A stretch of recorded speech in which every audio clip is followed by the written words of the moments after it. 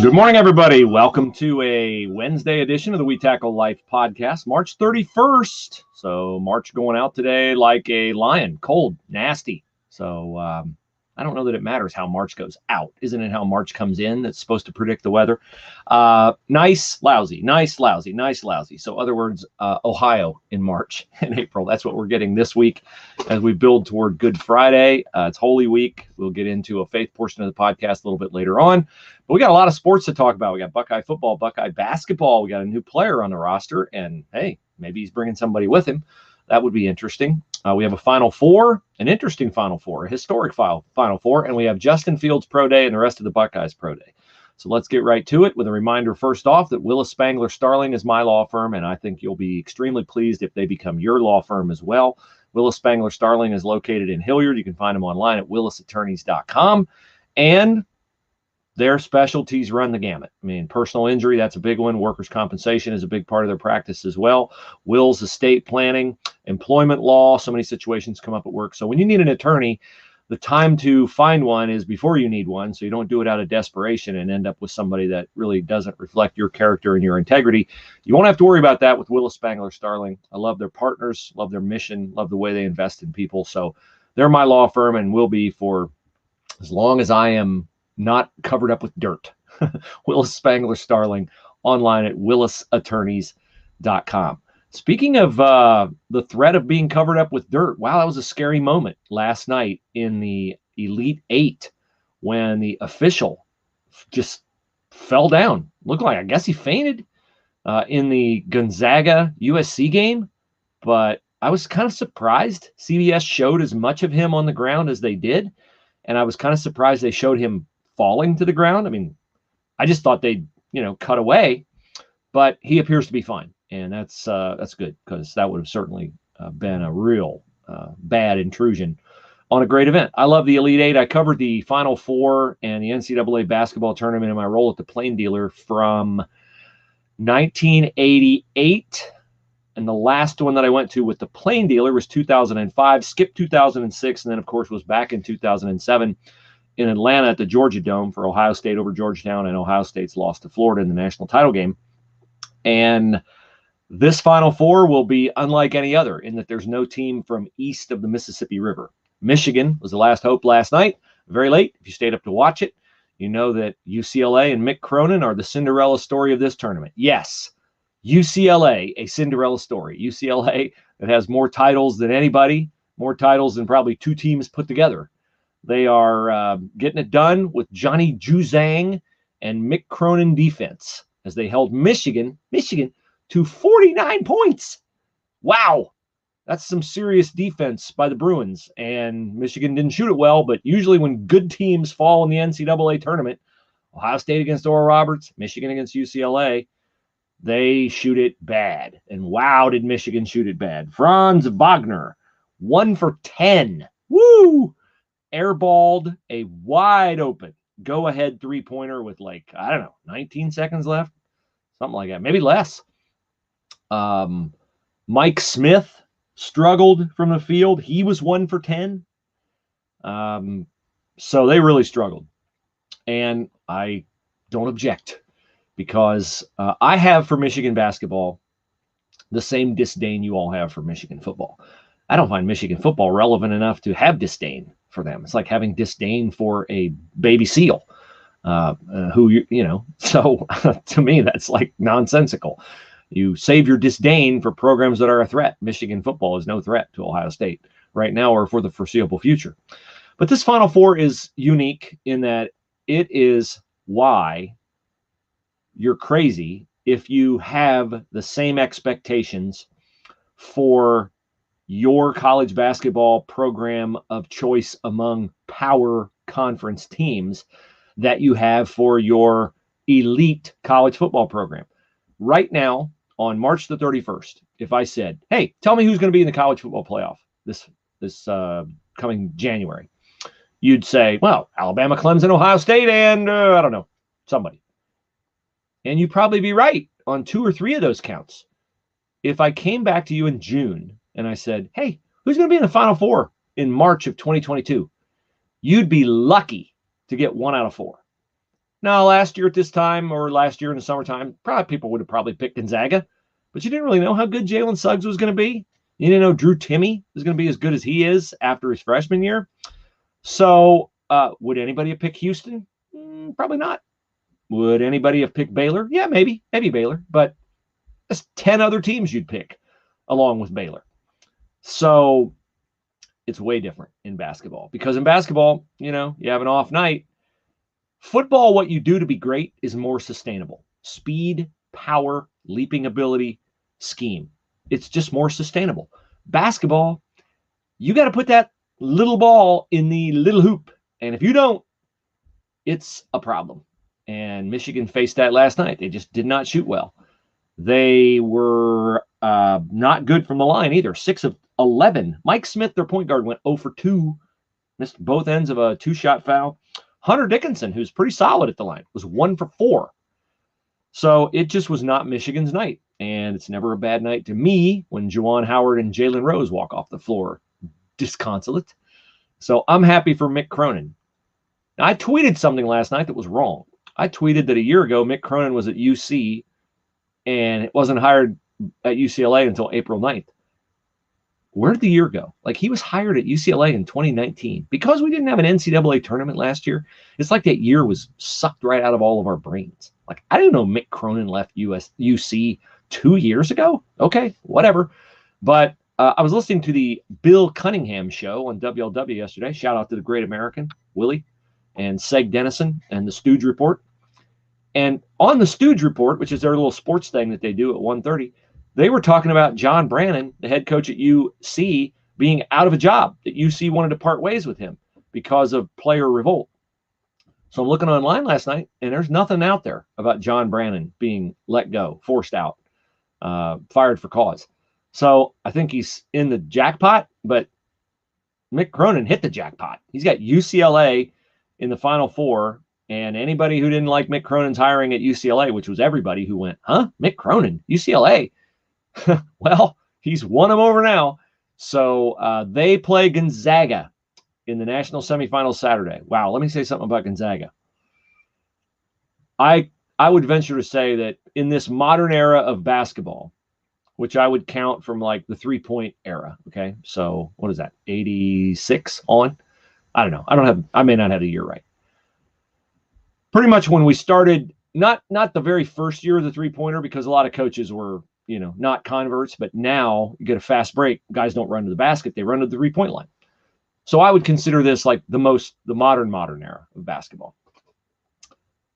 Gonzaga is, granted, one of few teams that gets to the Final Four undefeated, with a chance to duplicate what Indiana did in 1976, go undefeated, first team since then. Gonzaga plays unbelievably loose for the quote-unquote pressure of finishing the season undefeated.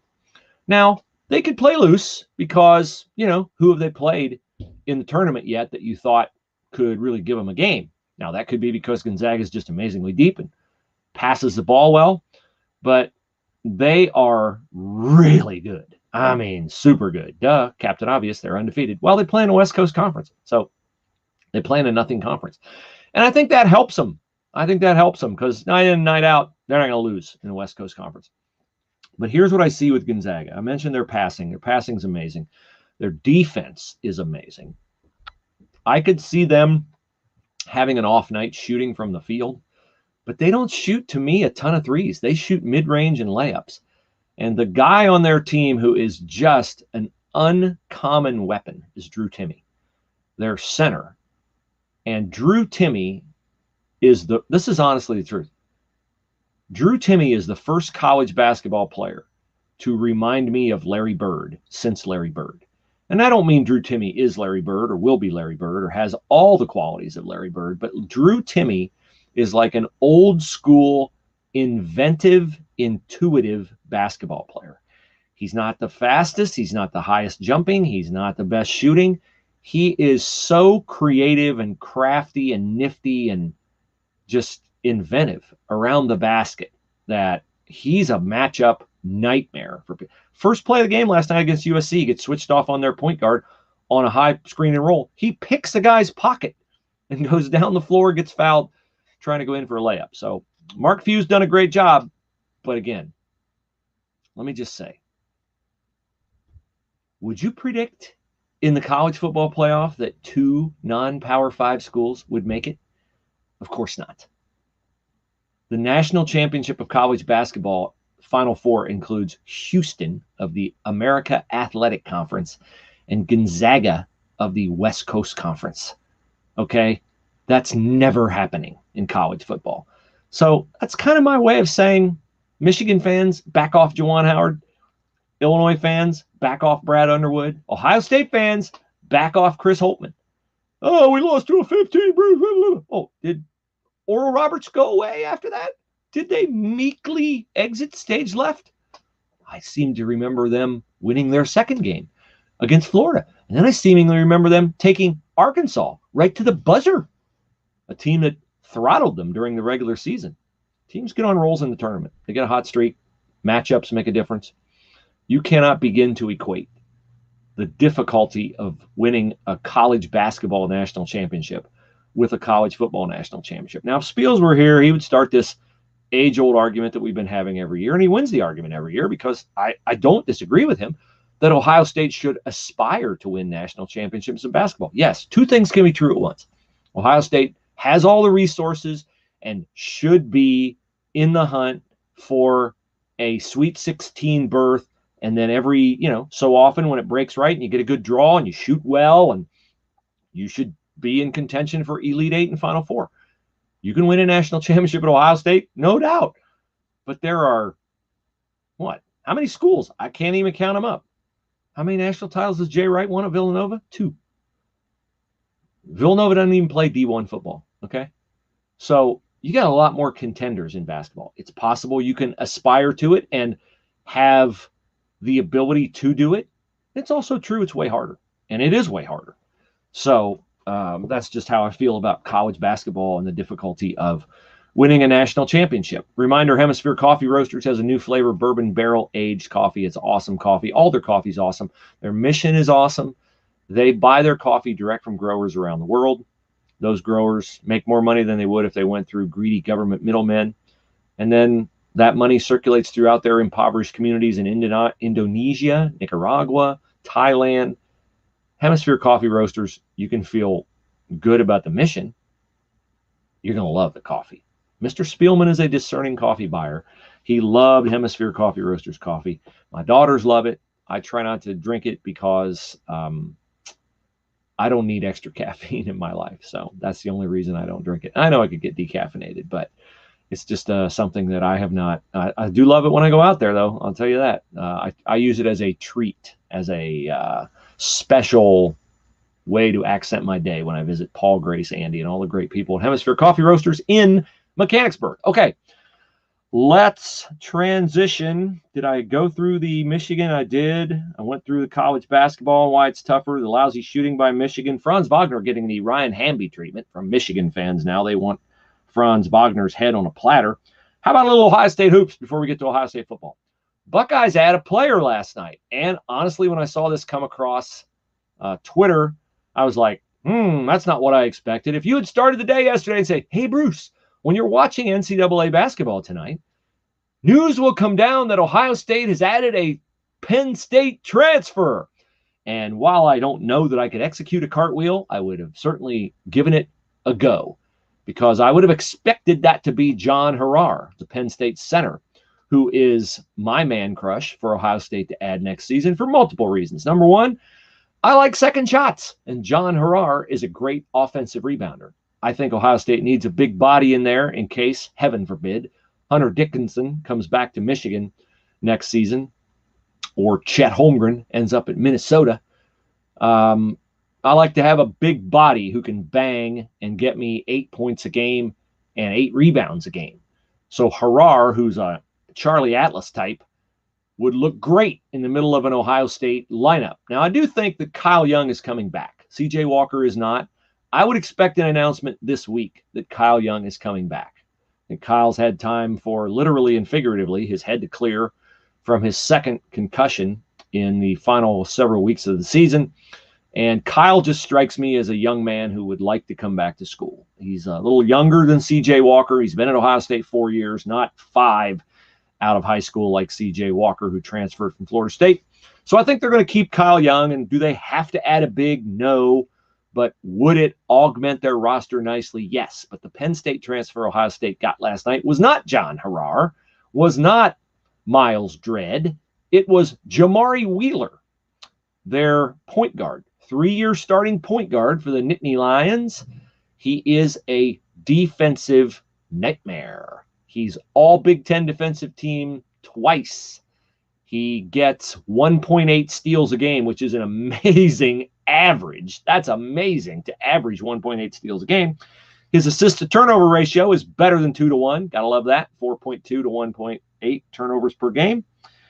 And so he's a nice player. Decent three-point shooter, 36%. Not a big scorer. Averages 6 points a game. I don't need my point guard to be a big scorer, but I need him to be a guy you have to respect on the perimeter. So he's not Aaron Kraft out there, who you can leave alone, except if you're Iowa State at UD in the second round of the NCAA tournament. So I like the Wheeler ad the more I think about it, because initially I was going, another guard? Really? A guard? We got Dwayne Washington, we got Michi Johnson, we got Jimmy Sotos, like Malachi Branham coming in, like another guard. And he's not a big guard. He's not a Luther Muhammad guy who could swing and guard wings. So it puzzled me a bit in the beginning, but then I realized how many times Chris Holtmann talked about defensive improvement and what is probably the number one thing you have to do to be good defensively. Pressure the ball. Make the entry passes hard. Make it a nightmare for opposing point guards. And I don't really think Ohio State had the ability to do that last year. C.J. Walker's a nice guard for a lot of reasons. He's not a defensive stopper. He got posted a bunch against Oral Roberts. Now, Jamari Wheeler's tiny, weighs 170 pounds. I think he's like 6'1" or 2. He's a threat to get posted too. But I think Wheeler gives, let's put it this way. If you're going to add a player, you want to add a skill set you don't have. And that is what they are doing with Jamari Wheeler. Now, my little birdies tell me, my spies tell me, that Jamari Wheeler's Penn State roommate is, yeah, wait for it, kids, John Harrar. They're roommates. Okay, so what's Ohio State? They got a little something going there? They have contacted John Harrar. They are interested in John Harrar. I don't know if John Harrar called today and said, hey, I'm coming. I don't know if Ohio State would say, okay, awesome, let's put the tweet out.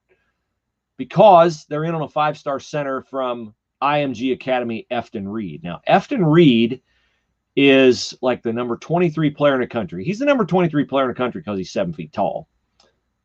And he's a nice problem to have if you get him, assuming he's a good kid, which I would assume Ohio State wouldn't recruit him if he wasn't.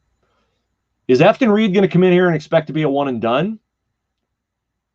Because I'm not sure that works. Because the ball's got to go to E.J. Liddell and Dwayne Washington, and Justice Suing's got to have it some. And if Seth Towns is healthy, please, that would be nice. He's going to have it some. Malachi Branham's going to have it some. I don't know that Efton Reed comes in here and commands a bunch of passes into the low post. I don't really think that's how Ohio State wants to play. And I don't want Efton Reed shooting threes. I just don't. Okay? John Harrar will not shoot threes. He will rebound, miss threes. So how long? They got 2 weeks until the spring signing period begins. It goes all the way to August. Now, you're not going to be able to get any kind of a big man in the transfer portal if you wait all the way to August. You'll get some big dude who played like 2 minutes a game and averaged a point a game if you wait that long. But right now, there's pickings out there. Miles Johnson from Rutgers. He's from Long Beach, California. I would expect him. If he hasn't already committed, I would expect him to go someplace closer to back home. Harrar is from like east, kind of central, southeast central PA. Okay, so he's southeast, but he's a little bit more. He's not like in the corner of Pennsylvania. And that, of course, is close to Rutgers, and it's close to Maryland. Maryland would love to have him. Rutgers would love to have him. Does John Harrar want to win a national championship? If he does, he'll come to Ohio State. If he wants to just play out the string, be close to home, he'd probably go to Maryland. Although, better be careful if Mark Turgeon's still at Maryland, because a lot of people mention Mark Turgeon for the Oklahoma opening, because Maryland fans are starting to go, Mark Turgeon, come on, baby. When are you going to win big over here? When are you going to be Gary Williams? Answer, never. Okay. Let me now mention my friends at auiinfo.com. They're the health insurance brokerage that can provide you with all the answers that you need to all your questions about your health insurance. Why would you have questions about your health insurance? Because the president has opened the open enrollment window for this month, and we don't know when he's going to shut it. Maybe he'll wake up one day and say, no more open enrollment. Who knows? Maybe they'll slip him a cue card and he'll be able to say, no more open enrollment. I don't know, but I know it's open now. And I know auiinfo.com can get you the info you want to know about, is my doctor still in that plan? Is my hospital that I prefer to go to still in that plan? You wouldn't want to be from Hilliard or Dublin and find out that Dublin Methodist is not in the plan, and you got to go all the way to Pickerington for your hospital. No, you wouldn't want to find that out. How could you find that out? By getting a hold of auiinfo.com on the web and plug your questions into the chat. Take the pulse. See what I did there? Take the pulse of your health insurance, how much you're paying, what kind of coverage you have. They can help you switch if you want to. They can get you better coverage, and you don't pay them. The health insurance companies pay them for putting them with nice new customers like you. Okay, let's go now to Ohio State's Pro Day. We have to go in our minds because we're not allowed in there with our bodies, but you watched some of it, I'm sure, on ESPN. And wow, did Justin Fields look great. Now, is anybody surprised that Justin Fields is a phenomenal athlete who can make all the throws? No, if you are, you haven't been paying attention, because he had 2 phenomenal years at Ohio State. And Justin Fields is not, I don't think, going to be on the board when Mr. Spielman's Lions pick at number 7. I believe he will be off the board by the 3rd pick in the draft. Now, I may be proven a liar there, because Trevor Lawrence is going to Urban Meyer number 1. What about Urban? Can you imagine if Urban would shake up the draft and trade out of 1 down to 2 or 3? If you're the New York Jets and Urban Meyer calls you on the phone and says, hey, I know you want to take Zach Wilson from Brigham Young, but what if I gave you access to Trevor Lawrence? What would the Jets give to move up a spot? What would the Niners give to move up 2 spots? Although the Niners, if they're traded to the Dolphins, they have a whole lot more to give. They give you Jimmy Garoppolo, I'm sure of that. So Urban's probably going to take Trevor Lawrence, but if there's anybody who's going to shake up the draft with an unexpected pick at the top, I mean, Urban would have reason to love Justin Fields, would he not? Of course he would. He's watched him close range. Justin had a phenomenal pro day, as anybody with a brain knew he would. He's fast. He's accurate. He's athletic. Here's my only, it's not really a question. It's just that here's the difficulty with judging Justin Fields in the most important area for any quarterback, and that is leadership. And how will teammates respond to him? We don't get to see Justin lead Ohio State football. We get to see him be a great player. We see vestiges of his leadership with the way his teammates responded to him when he's doing his goofy dances up in front of the room and stuff like that. NFL's a different animal. Grown men who are the absolute best at what they do, who may not respond to that kind of same college level silliness and lighthearted fun. So Justin comes off around media interviews, which I'm admitting right now is a kind of a false positive in terms of testing his leadership ability. He comes off extremely quiet. And in huddles, though, I'm not in there. I don't know. Maybe he's a super take charge guy. He's a lead by example guy, clearly, from how he played for Ohio State, how he bounced back from injury at Michigan, how he toughed out the end of his first year with the Buckeyes after the knee injury against Penn State and getting them all the way to the title game.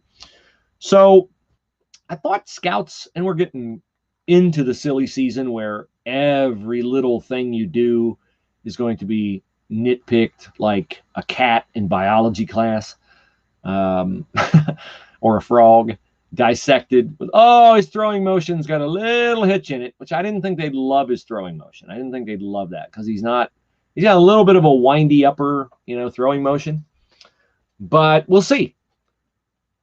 But here, back to the draft, you assume Trevor Lawrence goes 1. If the rumors are right and the Jets love Zach Wilson, the Niners at 3 supposedly love Trey Lance, the kid from North Dakota State.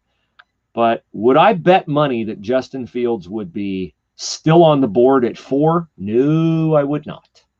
No, I would not.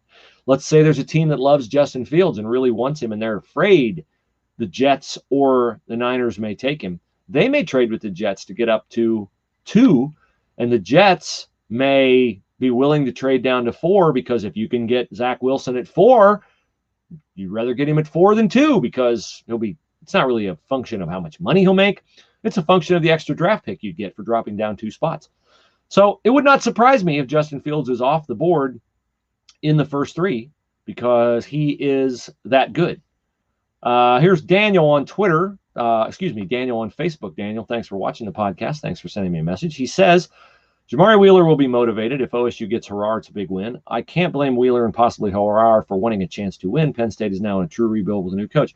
They are. Micah Shrewsbury is their new coach. I actually kind of thought that Micah Shrewsbury might be able to put the whole thing back together again and get those guys to come back. He's gotten 1 to come back for sure. Shrewsbury's from the Gene Katie, Matt Painter tree. So I think, though, once you make up your mind to leave, it's hard for the new guy to convince you to stay. And it's a thing now. Everybody's in the transfer portal. You not only have to recruit the team you have coming in, you got to recruit the team you had the year before. What about room for John Harar? Ohio State right now is not over the limit on scholarships on basketball because Kyle Young and Jimmy Sotos get the extra year with no penalty from the NCAA for the pandemic. If they add another guy, somebody would have to leave. And here's what I predict will happen with Ohio State's basketball roster. I predict they will have a scholarship to give because I think either Musa Jallow or Ibrahima Diallo are candidates to leave. Musa's been in the program 4 years. How many minutes is he going to get next year? If Musa would transfer to a Missouri Valley school, to a mid-major program, Butler. I don't know if Butler has a spot, but Musa at Butler, he'd be a nice player. He's just not going to get a ton of minutes at Ohio State. And I got to think a guy in his 5th year with the opportunity to play more minutes, he may want to look somewhere else. So that's what I envision with Ohio State basketball. And where is that scholarship going to come from if they get the big kid from Florida, or if they get John Harar or whoever they get? I predict they will have somebody leave via transfer. That's just pretty normal at this time of year. Now, as for the rest of the Buckeye football players in Pro Day, Tommy Togiai, strong, nasty, going to be somebody's going to fall in love with Tommy Togiai. And wherever you get Tommy Togiai, if you get Tommy Togiai below the 3rd round, my guess is you got a pretty good player. Jonathan Cooper tested well. Trey Sermon was not as fast as he wanted to be. I don't know about Trey Sermon as an NFL player because, for however many games last year, Trey Sermon was inconsequential for Ohio State football. And then, boom, out of nowhere against Northwestern and Clemson. And then, like a vapor in the night, vanished after 1 carry against Alabama with a very unfortunate injury. So Trey Sermon is an NFL player. I can't predict running backs, man. They are just, some you can. Travis Etienne's going to be a really good NFL player because he can catch the ball. He can return kicks. He's going to be a really nice player. But Trey Sermon, I don't know. The guy who would excite me if I'm an NFL team, that if I got him on day 3, but I don't think he's going to be there on day 3, is Pete Werner. Now, I say that through no insight of my own. I say that because Spiels loved Pete Werner when everybody in Ohio State's fandom was crushing Pete Werner. That was 2 years ago. I don't know. It was the year they were really awful. on defense. The year they beat Maryland by a point and survived a 2-point conversion. The Dwayne Haskins year, the Rose Bowl year, Urban's final year. Yeah, 3 years ago, I guess, because Ryan's coached 2 years. We saw multiple times that year Pete Werner, the back of Pete Werner and Tough Borland's jerseys, chasing guys down the field. And the assumption when you see a guy chasing somebody is, well, he blew it. That guy got away from him. And Spiel's always told me, no. Pete Werner is a really good player, really good athlete. He tested great yesterday. Pete Werner's fast. He had 39.5-inch vertical jump. 39.5-inch vertical jump. Whoa.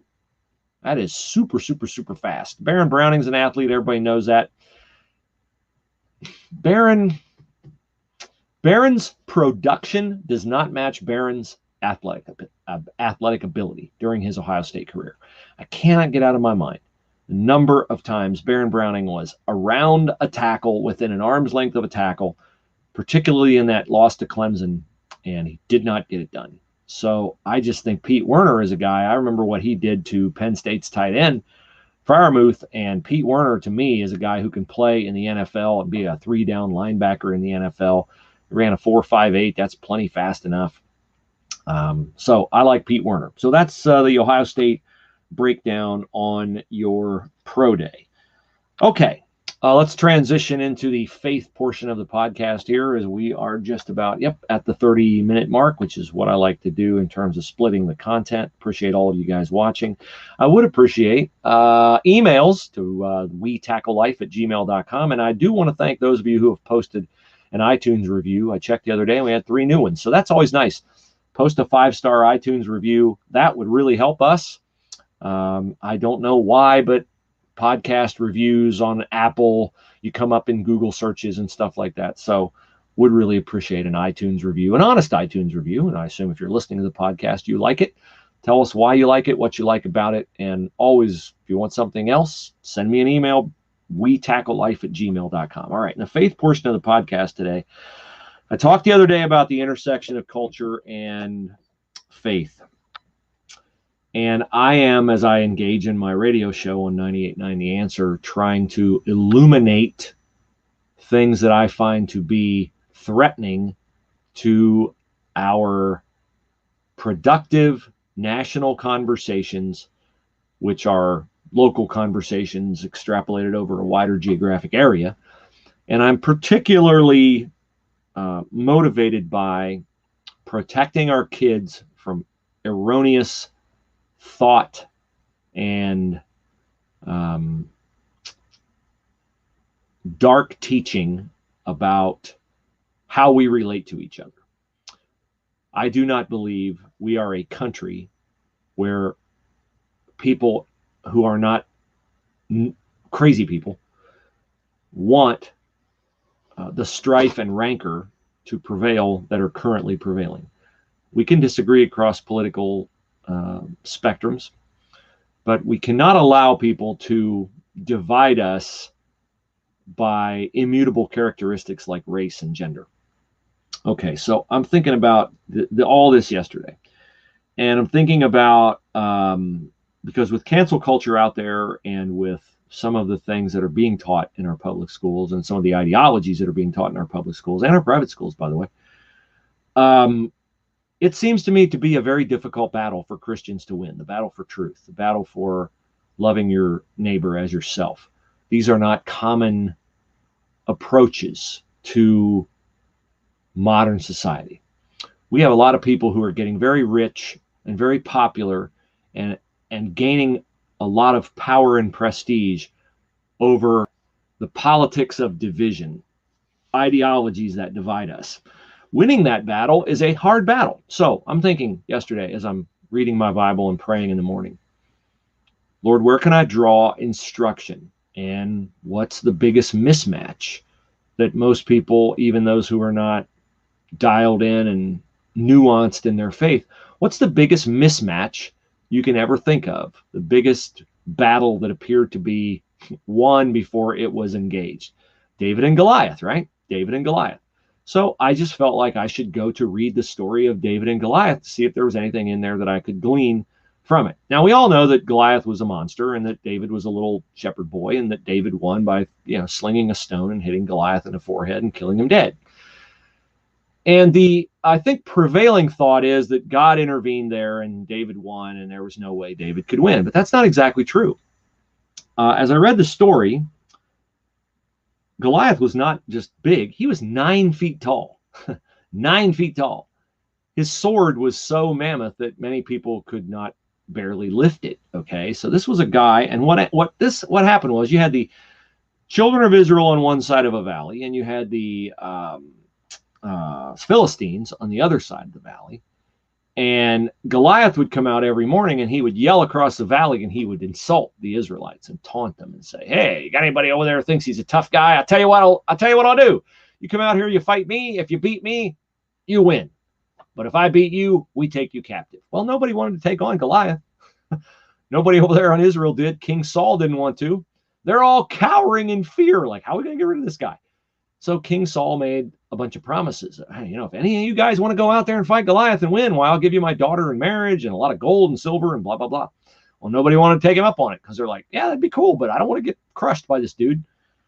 So nobody took him up on it. So David happens upon this situation one day while he's going to visit his brothers. He's not even in the army. He's out tending the sheep. His dad goes, "Hey, this is a little different then. They didn't have K rations. You took food to the battlefront to feed your relatives." So David shows up with bread and his brothers are like, "What are you doing here, you little runt? Get out of here." And he's like, "What did I do? I brought you food." Well, while he's there, he hears Goliath yelling across the valley, "Hey, you lousy Israelites," blah, ripping and yelling at him. And David's reaction is, who's this dude think he is? Like, what's he doing insulting the armies of the living God? Like, that's insulting. I'm going to take care of this guy. And everybody's like, "Oh, yeah, sure you are. Sure you are." And he's like, "Well, bring it. I'm ready to go. I'm ready to go." So King Saul hears about this. And he calls David in. He goes, "Really? You want to go out there and fight that guy?" And David's like, "Yeah." And Saul's like, "What makes you think you can beat him?" And David says, Hey, I'm a shepherd, man. When a bear or a lion steals one of my sheep, I go find that lion and that bear, and I kill it, and I take my sheep back. So who's this guy compared to a bear or a lion? So David, and this is the lesson here in how do we fight this culture battle? How do we fight this battle for truth where people go, "Oh, you're so hateful, you Christians"? David relied on past experiences. He was emboldened by his past experiences and his past successes. He looked at Goliath and thought, he's not so tough. Like, he's big, but he's not a bear. He's not a lion. I've beaten them. Why can't I beat him?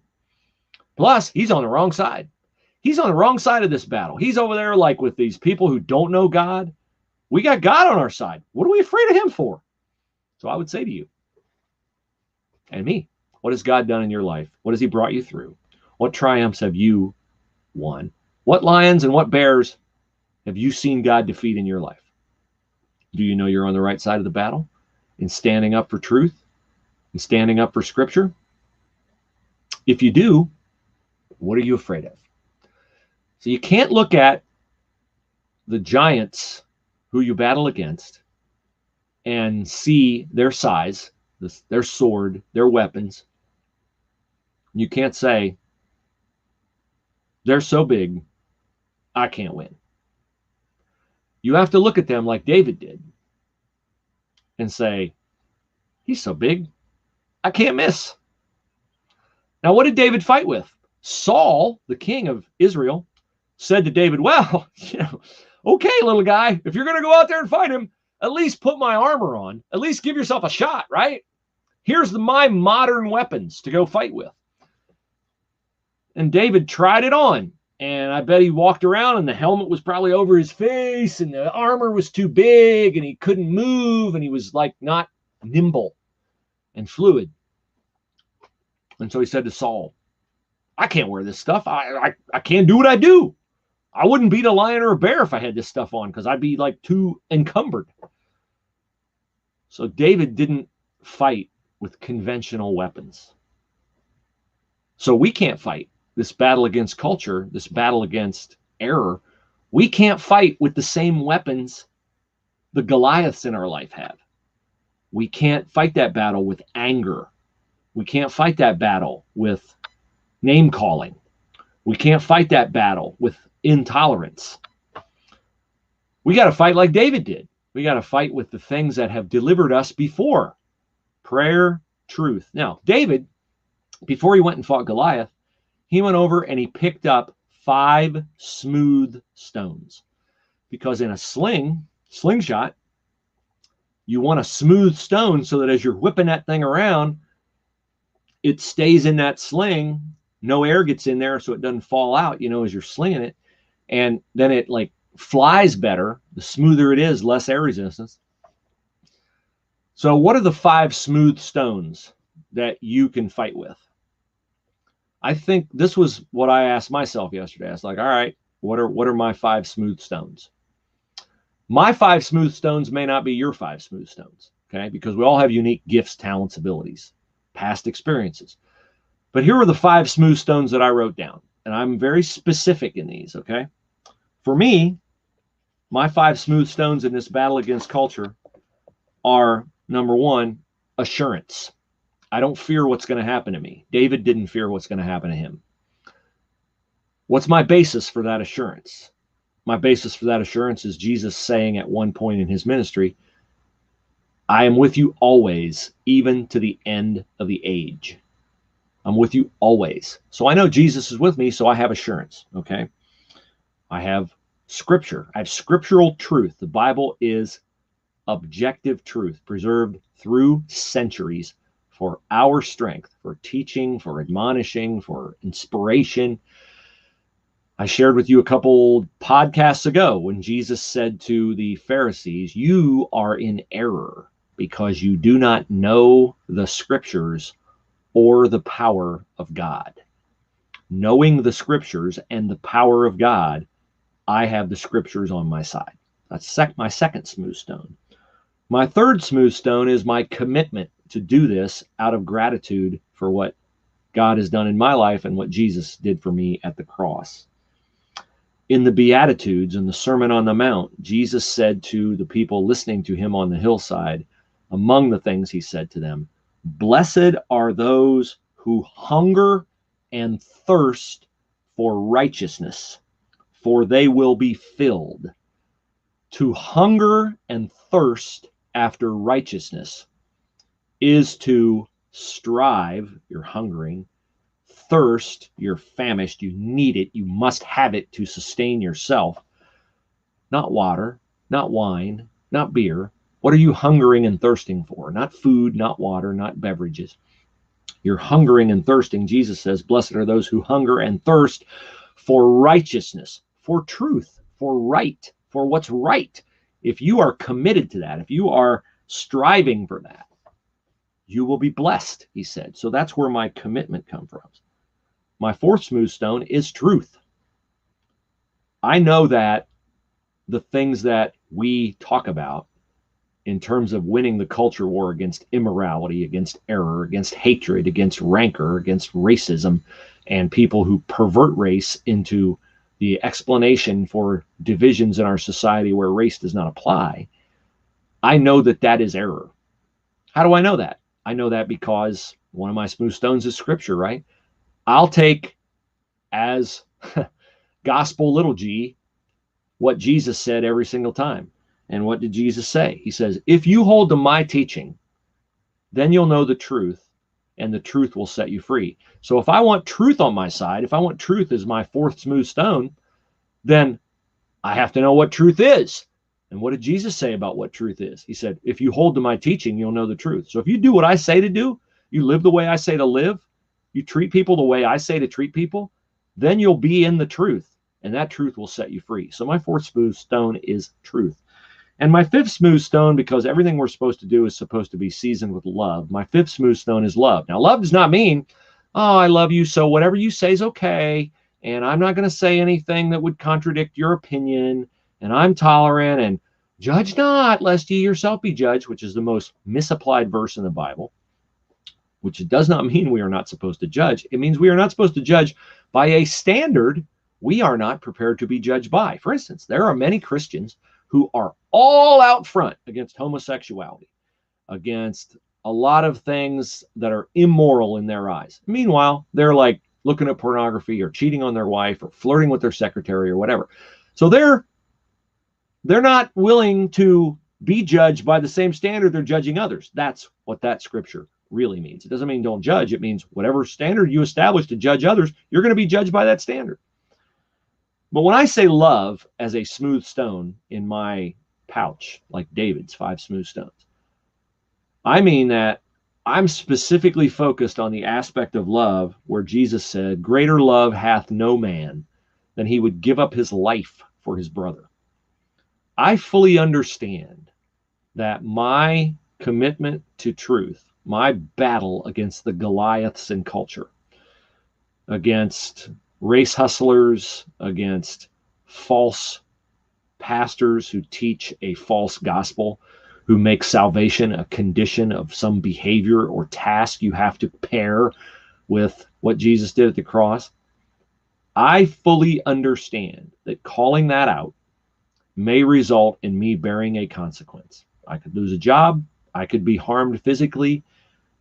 Any degree of pain could be visited upon me.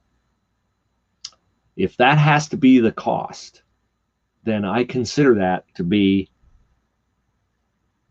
extending love by laying down my life, my comfort, my provision, my plans, laying it down to save people from being trapped in thought processes, behavior, attitudes, movements that draw them away from the saving grace of Jesus Christ. So those are my 5 smooth stones. They don't have to be the same as yours. You can have the exact same name on your stones. You may define it differently. It all depends on what God's calling you to do, how he's calling you to do it. And so that is what I gathered from the David and Goliath story. And I would note this. When David went out to battle Goliath with his slingshot, with his 5 smooth stones, he did not sneak up on Goliath. He did not walk into the battle.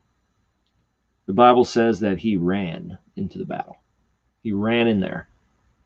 And the vivid picture that I get of that is like a first responder who runs into a dangerous situation. The officer in Boulder, Colorado, who ran into that King Soopers supermarket when he heard gunfire. He ran to the battle. The firefighters in New York who ran into the towers. The people on I-71 the other day who ran to that vehicle that was about to burst into flames and drag the woman out. They ran into the battle. They were eager. They were ready. They were armed. I hope you'll join me in protecting our kids, protecting the futures of people who, if we don't run into the battle, will be